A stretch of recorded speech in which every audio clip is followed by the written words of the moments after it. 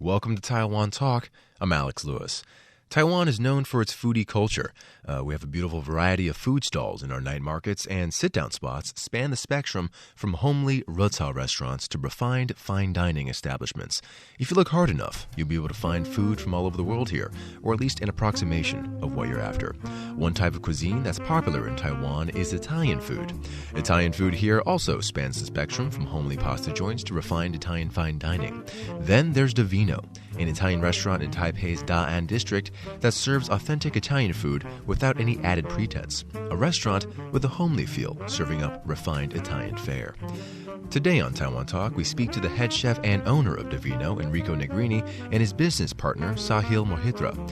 We talk about DiVino, the state of Italian food in Taipei, and also about Focoso, the restaurant and bar they opened up down the street from DiVino to accommodate the people who miss out on a reservation. Let's start with Sahil telling us how Focoso came to be. Kind of randomly hit me up. He says, I have an idea. I want to do a bar. I'm like, really? Yeah. You haven't enough on your plate? And he goes, yeah, I want to expand, get because we're too busy. We need a place to put other people. Would you help me with it? So could you explain the concept of the bar Focoso, right? Yeah, well, do you want to explain the definition of Focoso? Because I think the name's pretty clever. So Focoso stands for Food, Cocktail, and Social. And then that's our logo. Sahil designed it. I meant the Italian definition. Yeah, the Italian definition, it's horny. Focoso means horny in Italian. Yeah. Well, yeah, it comes from fire. Yeah, so it's like Focoso. Foco is fire, and then it's like on fire. It's it has a horny connotation of it. Yeah. But you have to come to the restaurant to find out. But now we're seeing on the radio. It's cheeky, man. It's cheeky. I like it, yeah. No, it's got a great dual meaning. So food, cocktail, and social. Heavy emphasis on all three prongs. Enrico, designed the menu with our two other chefs. We have two chefs there that handle every day-to-day cooking and the overseeing of the preparation and everything, and they're really fantastic. So the menu is kind of similar to DiVino, but different. It is a little more emphasis on kind of sharing, a little more bar food, a little bit saltier palate, but, still the same flair. But it's a different vibe, right, from the sit-down restaurant of DiVino. Yeah. Also, that's what we wanted to create. So we have a single table, and then everybody sits together. Yeah, it's a communal table. How long is it? It's like 8 meters long. 8 meters. Yeah. And then you either sit on the table or in the bar, but they're at exactly the same height. So whoever is on the bar is now looking down at you. The idea is the restaurant, it's a little bit straight, and when we have all full, there is no way to walk through without like almost touching people. Yeah, and it's like by design, right? Because, yeah, the social aspect. And then that's when like you kind of bump into somebody, and it's like, well, sorry, my name is this, and then that's what we wanted to create. Yeah. And then that's when we decided to don't allow cell phones inside, at least texting. I've been to Focoso, and when you go, they hand out house rules thing. House rules thing. Could you explain a little bit about how you came up with that? Yeah, just the thought behind that. Well, so the food, cocktail, and social, the second aspect was the cocktails, which I'll get back to. But then the third aspect was the social aspect. And I mean, we didn't really intend at first to have house rules. It's just an idea that Enrico came up with a little bit later to sort of enforce the fact that we really wanted the space to be a social atmosphere, as he explained, like with the long communal table. We expect everyone to be sitting together. We've had, a lot of success with people making new friends and, actually just running into old friends, surprisingly. So the only real rule that we ask, besides being courteous to others, and we also have some cheeky rules like please don't talk about politics because that can be heated debates, and let's keep it interesting. So the only rule we really enforce is we ask our customers don't use your phones inside, because that kind of breaks that social atmosphere when you go into a bar and everybody's kind of glued to their phones. It takes them away from the... It takes them away from the atmosphere. It takes them away from the present. Yeah, exactly. So that is the only rule. It has been a little bit... How do you enforce that? Or people kind of just break that rule, just go on their phones all the time? Well, they break every single day. I think there might be just a few single human beings in the world that are not addicted to their phones. But then it comes the fun part. Every time we see somebody, we have like a ring, and we kind of like shame them, like, don't use your phones. And then in the beginning, people feel a little bit stressed, right? Like, I'm on my day off or I'm in my relaxed times. I want to do whatever I want to do. So there is a little bit of resistance. But I think once the alcohol starts warming people, and then they actually realize that they don't need their phones anymore, and then that's when our atmosphere like reaches the 100% that we were looking for. Yeah. So in the beginning, it's maybe like a dinner service, and people are eating, but they also want to check, and and then it's harder. But once like they're done with their drinks, and then they remember how cool it is to actually not have their phones disturbing them from what they can actually have from their friends. Yeah, so you can kind of see the night like crescendo, right? Like it kind of starts a little bit slow, and everybody's kind of just like, yeah, trying to get the conversation going. And plus, like normally, so we're pretty strong on the restaurant business right now. We actually are working only on reservations because we're quite busy as well. So during the night, we try to have like 25 to 30 people for a restaurant. So we started serving dinner at 7 o'clock. Kitchen closes around 9:30, 10. But those 35 people, that's the beginning of the night. It goes low, right? But then after 10, people start coming just for drinks.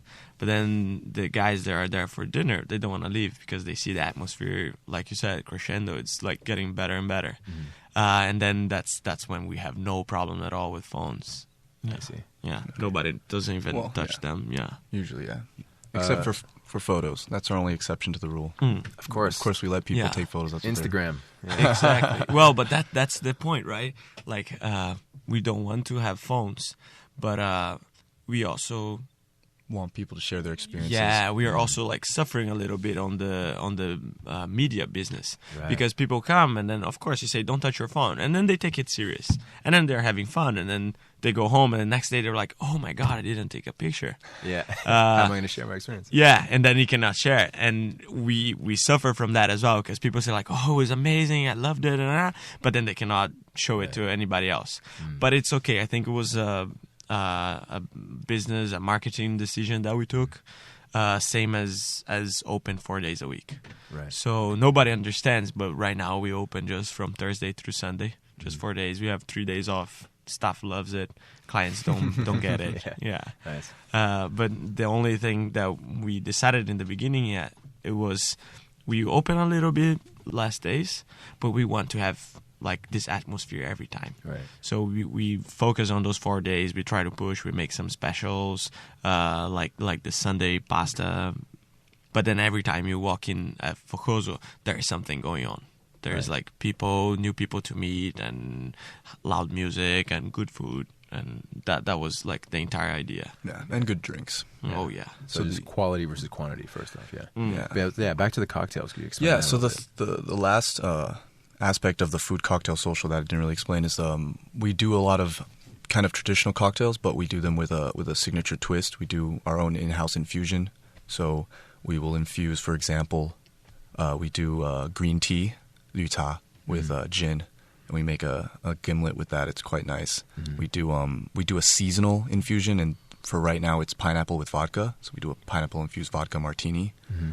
We have another one. It's my personal favorite. It's a bacon infused bourbon, which we serve in an old fashioned. So it's like a little bit smoky. It's got some bacon in it. It's really interesting. So you'll recognize the names of the cocktails. That just we put a little bit of a flair on it. Nice. We also have a really broad selection of bourbon. We have a really good collection of Mitchers, ryes, and bourbons. We try to work. So when I had the idea to start a bar, we used to go out for like speakeasies and everything. And being in the restaurant business, it's completely different than being in the bar industry. The way you charge food in a restaurant and the way you charge drinks in a bar, it's completely different. So I don't want to say the bar overcharges, but they also have like an atmosphere around it that it's hard to create. Yeah. Plus, when you go in a bar, normally you don't spend as much as when you're going to a restaurant, because it's always a second place. You don't go to a bar and say like, oh yeah, I'm gonna come here and eat chicken wings to infinity and like stay here right? So you probably had dinner at some point and then you're going to a bar, and then they still have to pay the same rent as a restaurant and everything. So the drinks has to be a little bit more expensive. And then that's when I ask myself, like, well, if we have a restaurant with drinks, then we can have better quality for the alcohol and still have better value on the price. And then I think that's when like the entire idea came out together. So we wanted to have like a food that is very close from DiVino, a few like different specials, but to also like afford to have some really good cocktails. And like if you look at our shelves, like Tito's vodka and all the whiskey that we have, it's all good quality. You don't look like and say, oh, this is kind of shady alcohol. Hendrix and Cotswold gins. Yeah. Keep it good quality, but at very reasonable. Yeah. Like a gin tonic, it's like 250 NT. And I think people also like realize, ooh, that's nice. We've been to cocktail bars, and I think the loop was going a little bit too crazy, like 600 for a cocktail, and I was like, oh, that's like not even New York City has those prices almost. I see. Yeah. So do you feel like in Focoso you kind of have a playground of sorts? So like in DiVino, there's a restaurant, so you're serving food, and maybe you can't go too out of the ordinary or something like that? I think that's exactly what I can do.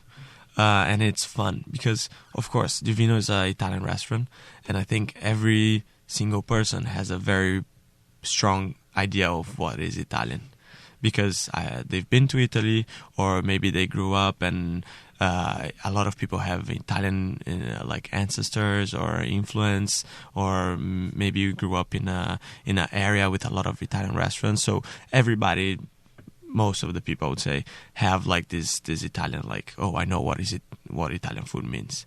So I think when you open an Italian restaurant and you carry that flag very strongly, you have to stick with some things. And then I like it. I like to be authentic in DiVino.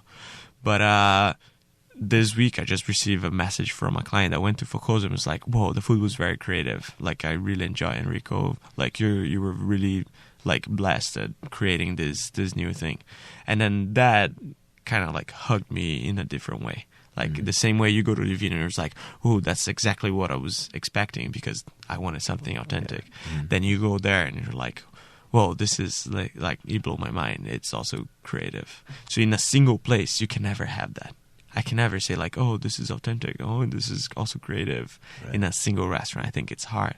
But having the opportunity to have two restaurants so close and like hitting the same people and getting both of the experience, it was very nice. Okay. Got to go back to, I guess, just the opening of DiVino. I mean, there are a lot of Italian restaurants here. What did you think? I guess the Italian cuisine here in Taiwan like missed, and like what do you think you brought to the table in terms of Italian cuisine? So I came to Taiwan to work in a restaurant called La Piola. I had three investors there, very nice people. They brought me from Italy. We opened this restaurant, and the restaurant, luckily, like I'm very proud and happy to see the restaurant still opens today, does a good business. But after my first year over there, I started thinking that like I think Italian food it's a little bit different of what we have in town. And I understand why a lot of restaurateurs are doing this. They go for a little bit of this fine dining experience. First, because people can afford to pay it. I think a lot of customers, they like a little bit of this distance, like I have my table, the waiter come and he's almost wearing a tie and he treats me like very nicely. It's a different experience. But for me, Italian food is not that. For me, the Italian restaurant is like somebody gonna pat you on the back and we're gonna tell you a joke while you're eating. And then I want to ask you like about your life and we're gonna actually become friends. And it's noisy and it's unorganized. Like probably I don't have your reservation. You come in and I'm like, oh my God. But then I will find a way to seat you because it's just like, it's like a house. It's like my grandmother used to say that like whatever one people eat, two people can eat as well with the same food. Maybe they're not going to be like super full, but they can both eat. And then that's better than just feeding one person. In a section of the interview that I didn't include, Enrico told us that opening DiVino and SO isn't just an investment for him. He's putting all of himself in the restaurant and strives to build a sense of family and community amongst his staff and patrons alike. For example, he appointed staff members from DiVino to management positions in SO, a show of loyalty to the people he sees as part of his family. And if you want to get a sense of that family feel, head down to one of his restaurants, DiVino or SO. But before that, we're in for a special treat. Sahil is a musician, and he came on the show and played one of his original songs, Contradictions. Let's take a listen. Should I intro at all? Yeah, man. All right. So this is something I wrote just to share, and maybe we'll do some more live music nights at SO even. What's the title? Give me a sec. It's called Contradictions.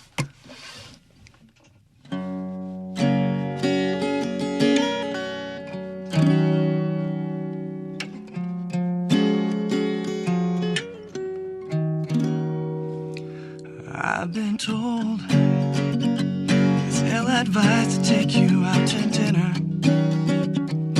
Better to start off with someplace simpler. A drink or two to see just where it goes. So we found ourselves with our empty glasses melting on the table. Your shallow laughter blowing out the candle. It's your turn to decide where we should go. How fast or slow, yes and no's are contradicting. I can't begin to know what you've been thinking. And there's a chance that maybe you just found what you've been missing. It's late night, why take a cab, just stay a while and hold tight. It's cold outside, warm between these knotted sheets. Tell me if it seems to work for you, 'cause I don't mind. Now lay back and wipe away the lipstick stains. It seems we might get quite tangled up, but not for nothing. So tell me if this seems to work for you, 'cause I don't mind. Now breathe out the fire in your lungs. This air is heavy. It's your hazy gaze that faltered slowly. Your lips, even ashen, taste so sweet. I'll slow down, 'cause you don't care to know where this is heading.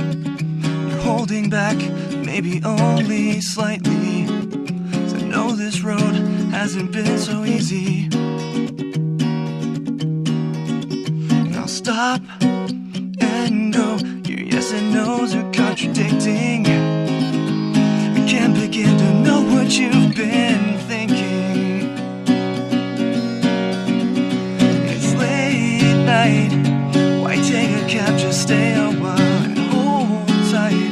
'Cause it's cold outside, but warm between these knotted sheets.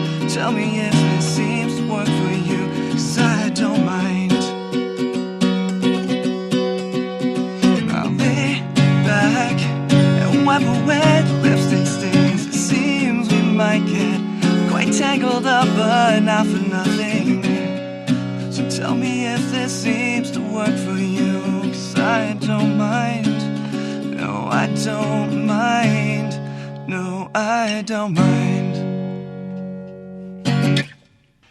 A big thank you to Enrico and Sahil for coming onto the show. And thank you for listening to Taiwan Talk. I'm Alex Lewis.